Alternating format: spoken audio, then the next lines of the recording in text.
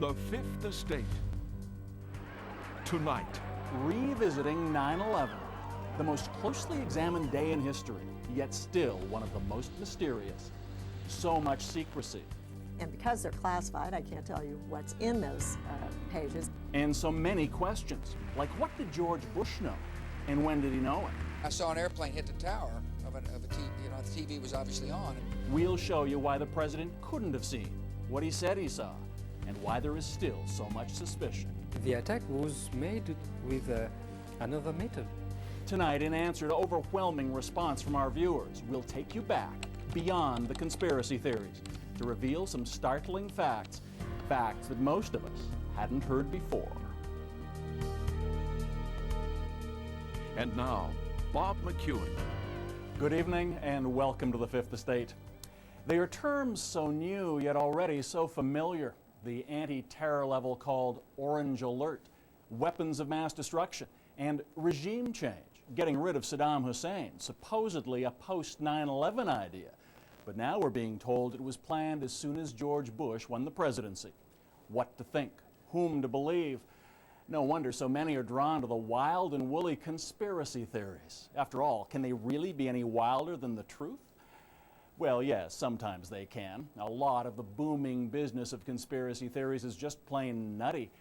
But as we reported last fall, beyond the myths are some hard facts, like the amazingly close ties among the Bush, Bin Laden, and Saudi royal families. Many of those who saw our original report wanted to see it again, and others who had missed it wanted to look. So tonight, conspiracy theories, how truth can be even more troubling than fiction. September 11th, 2001, Lindsay, Ontario, just after 8:45 a.m. The morning was unfolding as usual at the local jail on Victoria Avenue. Inmates back in their cells after breakfast when it happened.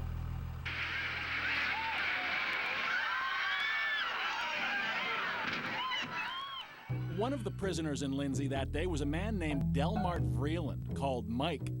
You've likely never heard of him, but to many, Mike Vreeland has become a symbol of what we know about 9/11 and what we don't. Michael Rupert knows all about Vreeland, a former Los Angeles cop turned 9/11 investigator. On his website, Rupert pulls together information from every corner of the internet that he claims proves the official versions of the tragic events of September 11th are blatantly false.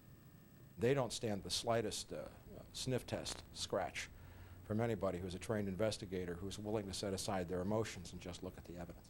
9/11 was not an intelligence failure. 9/11 was an intelligence success. It was supposed to happen. And Rupert says Delmart Mike Vreeland is a key to all of it. So who exactly was that mystery inmate at the Lindsay jail? Well, here's what we know for sure. Mike Vreeland was an American awaiting a trial here in Toronto for credit card fraud. The police said he had a criminal record more than 20 pages long in the U.S. Vreeland himself said that was just a cover story to disguise what he really was, an American spy working for the Pentagon. But here's where it gets interesting. According to Vreeland, about a month before September the 11th, he tried to warn Canadian and American authorities something terrible was going to happen. When no one listened to him, he says he gave his jail guards a sheet of paper, which was sealed and kept unopened until long after 9/11. That October, at a Toronto court, Vreeland's lawyers entered a sheet of paper as evidence. On it were various words and phrases, including World Trade Center, Pentagon, and what they said was Bin Laden. They insisted it was a list of 9/11 targets that Vreeland had uncovered and had been trying to warn the authorities about.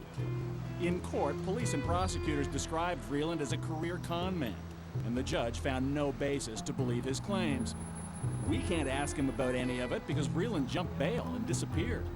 But on the internet, he remains a poster boy for those who believe September 11th was planned as an excuse for the American war on terror. The moment in time when the world accepted that the intelligence justifying the invasion of Iraq was a lie, that we were sold a war on false pretenses, then 9/11 has to be on the table too. Clearly the United States government could have prevented the attacks, and the United States government held the door open and allowed those attacks to happen. That seems to be the common denominator of most 9/11 conspiracy theories, that somehow the U.S. government knew those attacks were coming, yet let them take place anyway. But there is one man who goes well beyond that, who because of it has become perhaps the most infamous conspiracy theorist of all. His name is Thierry Meyssan, and his book about 9/11, The Big Lie, was a bestseller in Europe. His website lays out a conspiracy theory that challenges the official story of the September 11th attack on the Pentagon.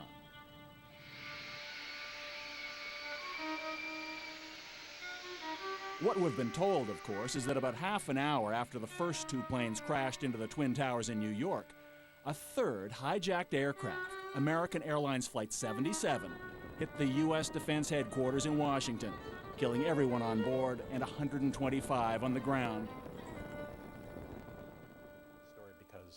Thierry Meyssan isn't an engineer, but he says he took one look at the smoldering ruins and knew the official story was impossible. According to the official version, a big plane with 38 meters large and 12 meters high enter in a small door like that into the Pentagon and disappeared. That's obviously stupid. The attack was made with another method. What other method of attack, you might well ask? Given the size of the hole in the Pentagon and the lack of large pieces of debris, Meyssan concludes the impact could only have been caused by something much smaller than a 767, like a surface-to-air missile. And who could have been behind that?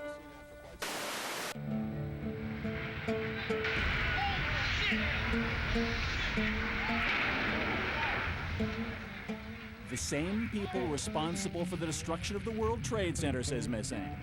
President George W. Bush and U.S. officials. Are you saying you believe George Bush knew about this beforehand? What I think is that George Bush knew a very small part of the problem. But you know what? If he knew one part before, yes, you're saying he knows it all now. And you're saying... Yes, of course. So you're talking about mass murder. You're accusing him of being a heinous criminal. No. When Mr. Bush decided to make bombardments in Iraq, how many people he kills? What is the difference? While there was a lot of general intelligence at the time about the possibility of a terrorist attack on American soil, before we go any further, let's be perfectly clear about one thing. We have found no credible evidence that the U.S. government was involved in or had specific advanced knowledge of exactly what would happen on September the 11th. And let's face it, most conspiracy theories pretty much seem like a waste of time, either because they depend on questionable characters like Mike Vreeland or revolve around wild accusations like those of Thierry Meyssan. By the way, we've reviewed Meyssan's theories with aviation experts who tell us, in their opinion, the official stories of what happened at the Pentagon and World Trade Center are consistent with the known facts of both crash scenes. But there's something else to consider here. Because conspiracy theories, as implausible, even offensive as they may seem, are almost always based, at least in part, on legitimate questions. Questions that have remained unanswered since September 11th. You can find them on the internet too. And these days, it's not only those on the fringe who are asking. For example, it's difficult to understand why, in what is some of the most heavily defended airspace in the world, it took almost 30 minutes to scramble jet fighters to protect the U.S. Capitol. Too late to prevent American Flight 77 from slamming into the Pentagon. The military's explained that's simply how long it took for the order to be given. And you don't have to be a conspiracy theorist to wonder exactly what President George W. Bush knew about the attack, and when he knew it. According to the official White House version, it was at this moment in a Florida classroom that Bush learned the second plane had hit the World Trade Center and that the U.S. was under attack. But here's what George Bush himself said almost 3 months later when asked about September 11th. I was sitting outside the classroom waiting to go in, and I saw an airplane hit the tower of a TV. You know, the TV was obviously on, and I used to fly myself, and I said, well, there's one terrible pilot. And I said it must have been a horrible accident. But I was whisked off there. I didn't have much time to think about it. Now, wait a minute. George Bush was told about the second plane while he was inside the classroom. So you just heard him describe seeing the first plane crash on television that day. But that's impossible. No one saw the first plane crash on TV on September the 11th because the videotape of it didn't surface until the next day. So how could George Bush have seen what he said he saw? Of course, there's always the possibility the president simply misspoke. He has been known to do that. But that's precisely the point. It's that kind of inconsistency, especially on the most thoroughly documented day in history, on which conspiracy theories are built. And as we'll soon show you, there's a lot about what happened before and after September 11th that demands a closer look. When we come back, conspiracy or coincidence? The long, tangled history of the Bush family and the elite of Saudi Arabia. Seems like a very nice reunion with friends. I'm very pleased to be here. And the young George Bush goes into the oil business, backed by some rich and powerful friends of his own. Do you have any knowledge of how much money the Saudis put in? Well, he told me it was in excess of, $1 million. And George W. Bush would have been aware of that? Oh, absolutely.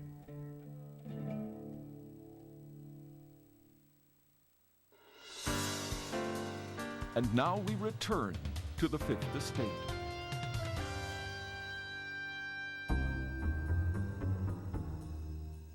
Think of it as a conspiracy theory true or false test. A, when George W. Bush started his first oil company, who helped fund it? Osama bin Laden's brother and brother-in-law. True or false? B, after a terrorist bomb at a barracks in Saudi Arabia killed 19 Americans, who got the multi-million-dollar contract to rebuild? The bin Ladens. True or false? C, on the morning of September 11th, 2001, who was in a meeting at the Ritz-Carlton Hotel in Washington? George Bush Sr. and Osama bin Laden's brother. True or false? Actually, the answer could be D, all of the above. Because believe it or not, as far-fetched as they sound, each and every one of those things, the bin Laden link to the Bush Oil Company, the bin Laden construction contract after the terrorist bomb, and the bin Laden-Bush meeting on 9/11, is true. And what that means is that on that awful morning 2 years ago, the day everything seemed to change, the world was already a far more complicated place than most of us could even imagine. In order to truly understand what happened on September the 11th and the close relationship between the Bushes, the bin Ladens, and the rest of the Saudi elite, you have to go back about 25 years and south a couple of thousand kilometers to Houston, Texas, where in the mid-1970s, George W. Bush was a young man just trying to learn the ropes in his family's two businesses, politics and oil.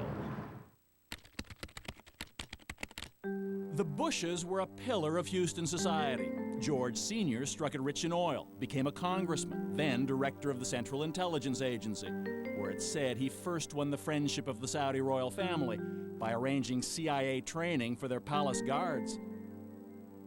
And George Jr. was trying to follow in his father's footsteps. A Harvard business grad, he dabbled in politics and the Texas Air National Guard.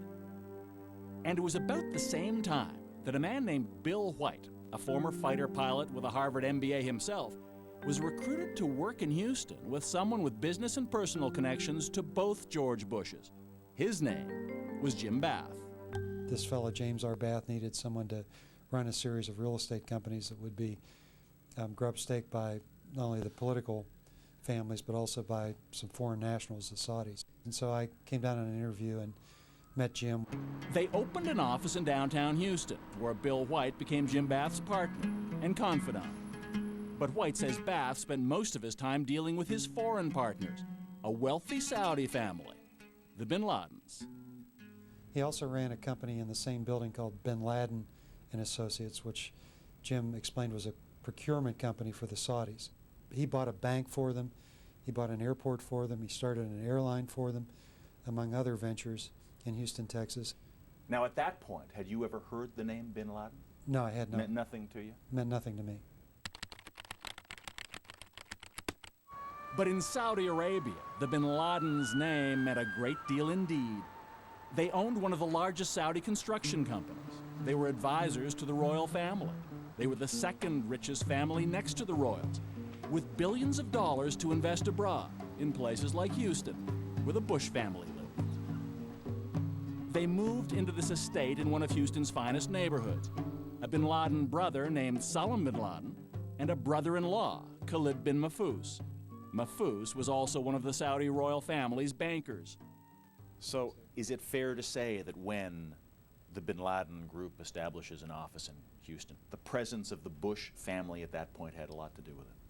Oh, absolutely. I think that was essential, the essential element. And I don't think any of those dollars would have come into the United States or any of those assets been purchased had not there been this quid pro quo relationship with the Bush family. While the Bin Ladens built their ties to Texas, back home in Saudi Arabia, they were making another kind of foreign investment. In 1979, the Soviet Union occupied Afghanistan.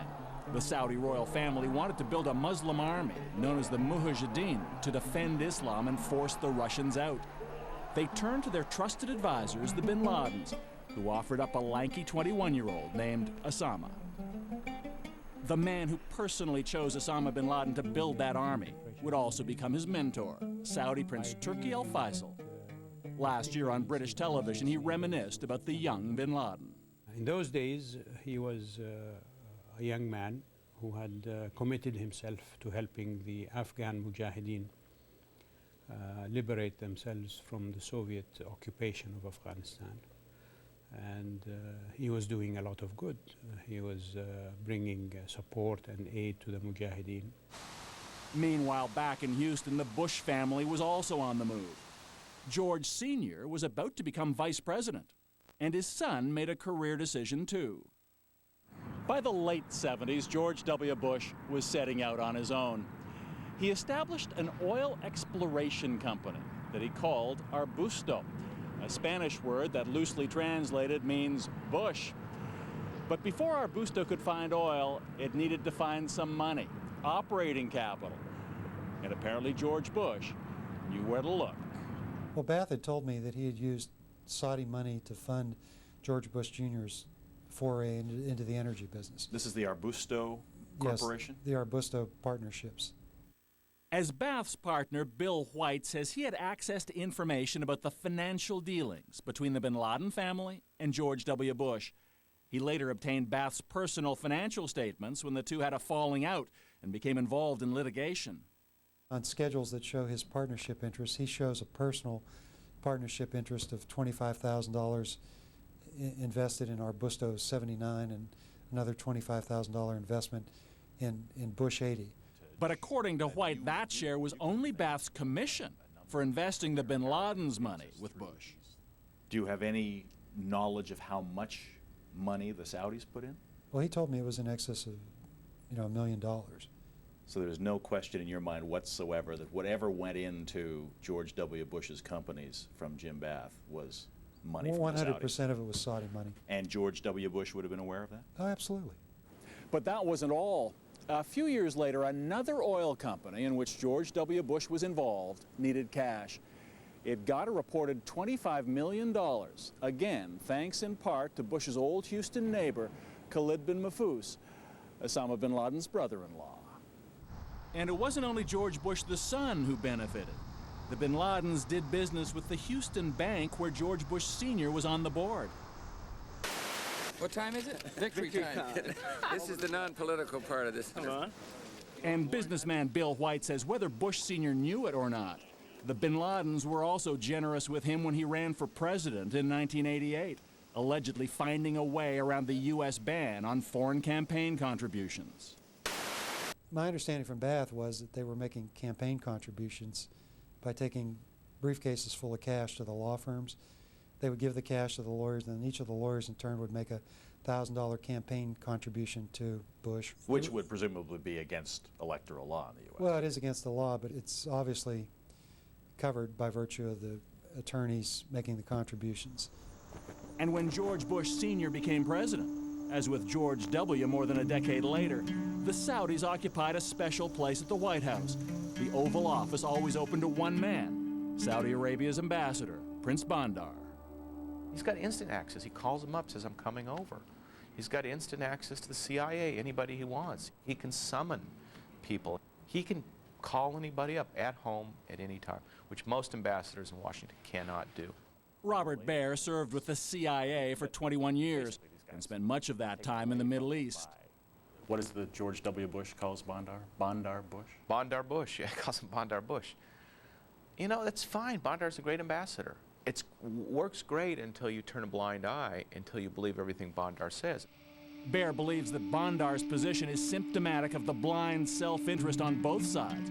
That's the Saudi-American relationship's fatal flaw. As you'll see when we come back, it's a lesson George W. Bush and his administration wouldn't learn until it was much too late. Had Saudi Arabia been acting as one might expect a true ally and friend to act, could they have told the U.S. all they needed to know about the real threat posed by bin Laden? They knew everything. They were the source of fundings that went to buy arms, to buy bombs through their charities. And those charities in Saudi Arabia are all controlled by the government to some extent.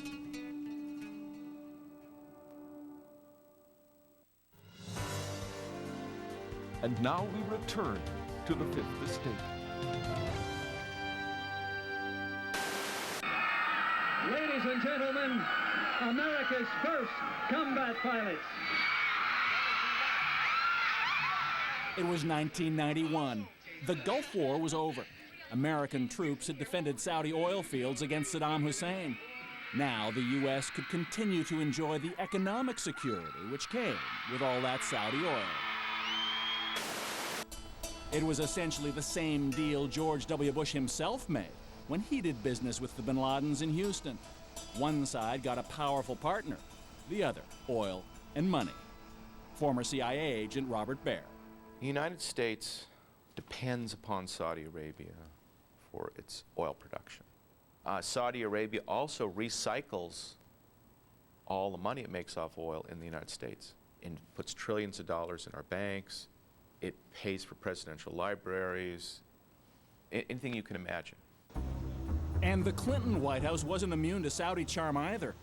It was difficult not to give the benefit of the doubt to the biggest buyer of American military hardware with the deepest pockets in the stock market, not to mention the world's largest oil reserves. Which is why after George Bush Sr. left office and became a senior advisor to the powerful international investment firm, the Carlyle Group, he paid a number of visits on their behalf to his good friends, the Saudi royal family and the bin Ladens. A very nice reunion with friends. I'm very pleased to be here. They soon became Carlyle clients. Incredibly, on September 11th, Bush and the head of the bin Laden family would be at the same Carlyle Group meeting in Washington, just a few miles from where Osama bin Laden's hijackers would attack the Pentagon. As the 90s unfolded, there was much the U.S. administration didn't know about bin Laden, who was about to become America's nightmare because he saw the presence of U.S. troops on the holy sands of Saudi Arabia as a sacrilege. Osama bin Laden was an ally of the United States through the 80s. He was killing Soviet soldiers. That's what we wanted. Now, what happened later on in the 90s is the Saudis, who certainly had good intelligence on bin Laden, were not telling us that bin Laden had chosen a new enemy, and that was the United States. And the Saudis left something else out, something they've tried to hide to this day, that they kept paying Osama bin Laden after his war with the Soviets ended and his terror campaign against the U.S. began. The man who has uncovered the proof of that is Jean-Charles Brissard. He investigated al-Qaeda's finances for the French intelligence service well before 9/11, and he's been following the relationship between bin Laden and Saudi Arabia, especially with his mentor, Prince Turki, ever since. He was helped by the kingdom, and this support lasted for years. So Turkey, for instance, was the one who met regularly with bin Laden in Afghanistan. Oh, until very recently, until '98, I think the last time, for at least 3 or 4 times, who sent him checks, full suitcases of money, trucks. All that suggests that he was clearly supported by the Saudi government itself. Brissard says though bin Laden despised the royal family, he secretly agreed to set that hostility aside in exchange for continuing financial support. In other words, protection money. The Saudis deny it ever happened. But according to investigator Jean-Charles Brissard, French intelligence reports confirm that a meeting did indeed take place in Paris in 1996. Osama bin Laden himself didn't come, but a senior representative did. Also in attendance, bin Laden's old mentor, Saudi Prince Turki, a bin Laden family member, and a number of bankers. The result? The Saudis promised to keep paying bin Laden, as long as he promised to keep ignoring them. According to Brissard, one of those who came to this Paris hotel for that meeting was none other than bin Laden's brother-in-law, Khalid bin Mahfouz, the same man who once financially supported George W. Bush, now negotiating payoffs to Osama bin Laden. And support came from the bin Laden family as well. They publicly proclaimed they'd disowned Osama, but privately, Brissard says, they sent him equipment and money. A company like the Saudi bin Laden Group is providing all the tools to Osama bin Laden to build a road or an airport in Sudan. Yes, they're clearly financial backers of Osama bin Laden, yeah. So how much in all did the Saudis contribute to al-Qaeda? Estimates are that before 9/11, bin Laden spent about $50 million a year, the vast majority of it from Saudi Arabia. What exactly is that? That's one of the documents that were recently seized by our team in Afghanistan, signed by Mullah From Omar. Bosnia to the Sudan and Afghanistan, Jean-Charles Brissard has discovered an al-Qaeda paper trail that he says proves what the Saudis are still denying. This leads you to believe it's $2 million, which originates where? Oh, he stated that it originates from the head that is provided by Saudi Arabia. Millions in Saudi foreign aid diverted to al-Qaeda. Financial support for terrorist training camps in Afghanistan like this one. Camps run with money, funneled through a Saudi charity, funded, managed, and supervised by royal family members. They knew everything. They were the source of fundings that went to buy arms, to buy bombs through their charities. And those charities in Saudi Arabia are all controlled by the government to some extent. Knowing the way he felt about the U.S., knowing he had declared war essentially on all Americans, would they not also have known that by giving him money they were funding, ultimately, attacks against the U.S.? Don't you think that the interest of Saudi Arabia, from its perspective, is more important than the U.S. interest of the U.S.? That's what we experienced. That's what we've seen in the past. Not only did the Saudis not want to tell the Americans about their deal with bin Laden, it seems the U.S. didn't want to hear, despite the decade's increasing terror attacks against Americans abroad. 1995, a bomb in Saudi Arabia kills 5 U.S. soldiers. 1996, 19 American servicemen die in another Saudi bombing at the U.S. military's Khobar Towers barracks. 1998, more than 200 perish when truck bombs devastate 2 U.S. embassies in Africa. 2000, an explosion tears apart the USS Cole. 17 American sailors are killed. Though Osama bin Laden was obviously responsible for the majority of those deaths, U.S. intelligence effectively ignored the place that was his recruitment hotbed. The U.S. attitude remained, hear, see, and speak no evil. Even though there'd been the bombings in 95, 96, 98, 2000, all involving Saudis. No one asked for a national intelligence estimate if Saudi Arabia is a new terrorist state. Is it fair to say financial and political interests in one way or other led to 9/11, Afghanistan, and Iraq? Absolutely. Financial interests were predominant in Washington. They led to a turning a blind eye to what was happening in Saudi Arabia and Afghanistan, and contributed to 9/11. But it doesn't have to be a conspiracy. This is where people will nail you if you say it's a conspiracy. It's not. It's a conspiracy of silence. We're just not going to talk about it. When we come back, what they still don't want to talk about: how American law enforcement might have discovered and disrupted the 9/11 attacks. The agent in San Diego testified to you that he believed if he'd known, he could have stopped September 11th. He believes he would have, I mean, no one can ever say for sure we would have stopped it, but he believes he would have had a very good chance.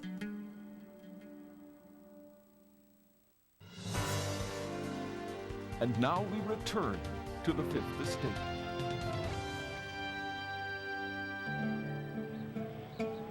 Mere minutes after the September 11th attacks on the World Trade Center and the Pentagon, the Federal Aviation Administration ordered the grounding of all civilian air traffic in the U.S. Travelers were stranded across the country and around the world. 48 hours later, September 13th, an update. Private flights were still prohibited. To take off required government approval at the highest level. That morning, Prince Bandar of Saudi Arabia visited the White House. And later that day, something unusual began to happen. Despite the blanket aviation ban, several private planes, from Learjets to a 747, were cleared to depart from various U.S. cities. On board were dozens of the Saudi elite, almost every one a bin Laden or a Saudi royal. Meanwhile, Elizabeth Alderman was desperate to find a way from Paris to New York, where her son Peter was missing. The bin Laden family, whoever was in the United States, got safe passage home, and I couldn't get home to be with my children. Other families couldn't get to New York, who lived far away, to even begin to look for their children. At this point, we didn't know who was alive or who was dead. I couldn't get home, and the bin Laden family were all able to get home. To this day, the Bush administration has not even confirmed the existence of those flights to Saudi Arabia, though Saudi diplomatic sources have been quoted as saying approval for them was granted at the highest level. That the exodus to Saudi Arabia happened at all is one thing. But then there was the investigation that took place before the Saudis departed. It seems there was none. The biggest crime in American history, orchestrated by Osama bin Laden with funds from the bin Laden and Saudi royal families, plane loads of whom were given special dispensation to leave the U.S. almost immediately afterwards, essentially with no interviews to determine what they might know. No, they just got up and left. The FBI is not been allowed to put Saudis on a terrorism list up until September 11th. They were not allowed to ask these people any questions. The President of the United States. The next week, George W. Bush finally threw down the gauntlet on global terror, or so it seemed. Every nation in every region now has a decision to make. Either you are with us or you are with the terrorists.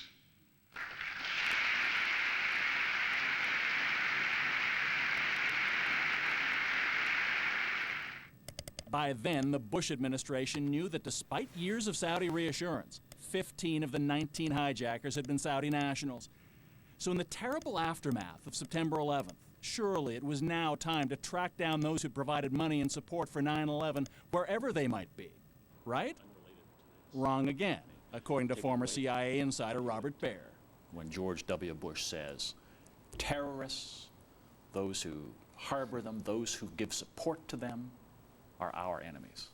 That's obviously not true, because everybody that financed September 11th is currently in Saudi Arabia and free. I mean, it would be sort of like if bin Laden had said, well, you know, it's just a coincidence my guys happened to run into your towers.